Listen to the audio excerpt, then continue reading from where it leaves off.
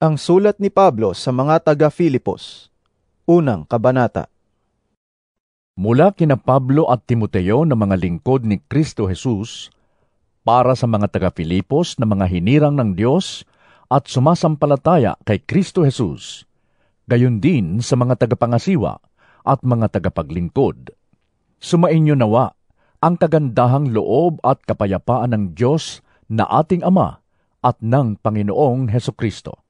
Nagpapasalamat ako sa aking Diyos tuwing naaalala ko kayo. Ako'y nagagalak tuwing ako'y nananalangin para sa inyong lahat, dahil sa inyong pakikiisa sa pagpapalaganap ng magandang balita tungkol kay Kristo, mula nang ito'y inyong tanggapin hanggang sa kasalukuyan.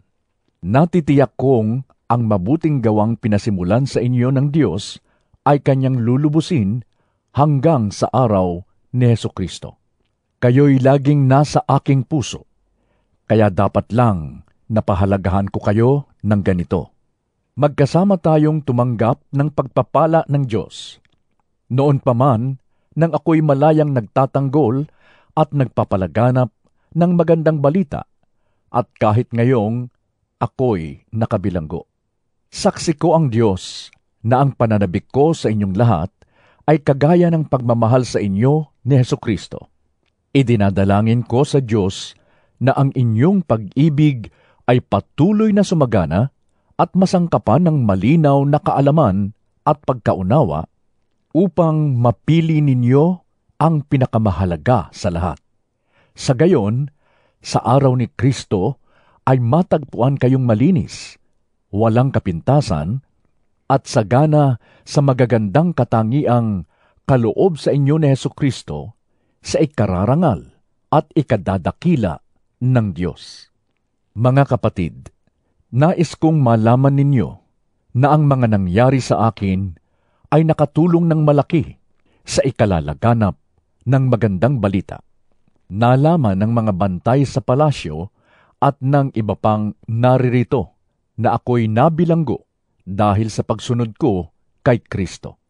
At ang karamihan sa mga kapatid ay lalong tumibay sa kanilang pananalig sa Panginoon dahil sa aking pagkabilanggo.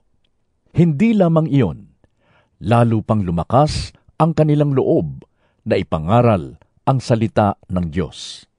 Totoo nga na may ilang nangangaral tungkol kay Kristo dahil sa pagkainggit at pagkahilig sa pakikipagtalo. Ngunit mayroon din namang nangangaral ng may tapat na hangarin.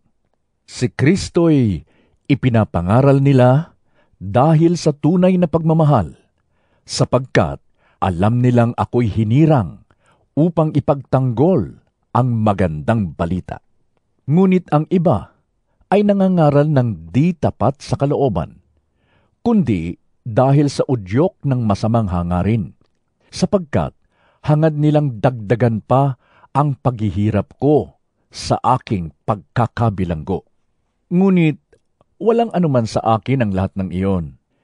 Ikinagagalak ko na si Kristo ay naipapangaral, maging tapat man o hindi ang hangarin ng mga nangangaral.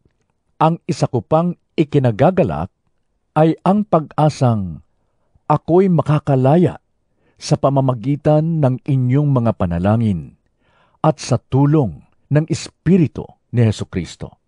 Ang aking pinakananais at inaasahan ay ang hindi ako mapahiya sa anumang bagay, kundi sa lahat ng panahon at lalo na ngayon, ay buong tapang kong maparangalan si Kristo sa buhay man o sa kamatayan. Sapagkat para sa akin, ang buhay ay para kay Kristo at ang kamatayan ay pakinabang.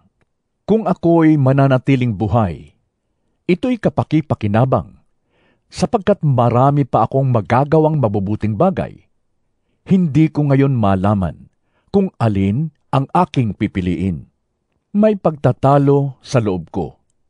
Nais ko nang pumanaw sa mundong ito upang makapiling ni Kristo, sapagkat ito ang lalong mabuti.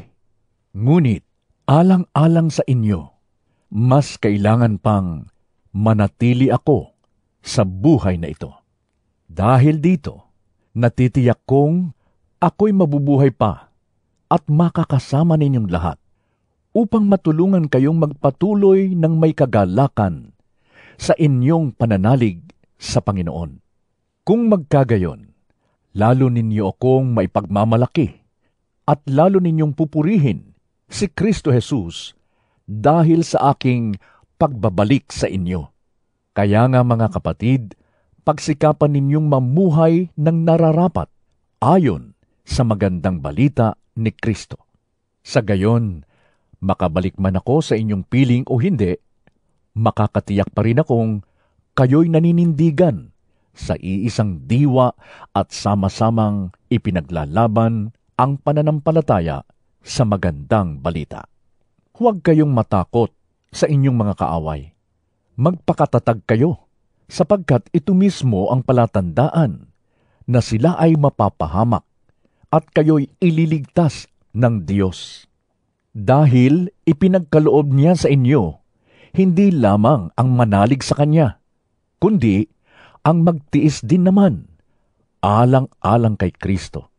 Ngayon, kasama ko na kayo sa pakikipaglabang nakita ninyong ginawa ko noon at nababalitaan ninyong ginagawa ko pa rin hanggang ngayon.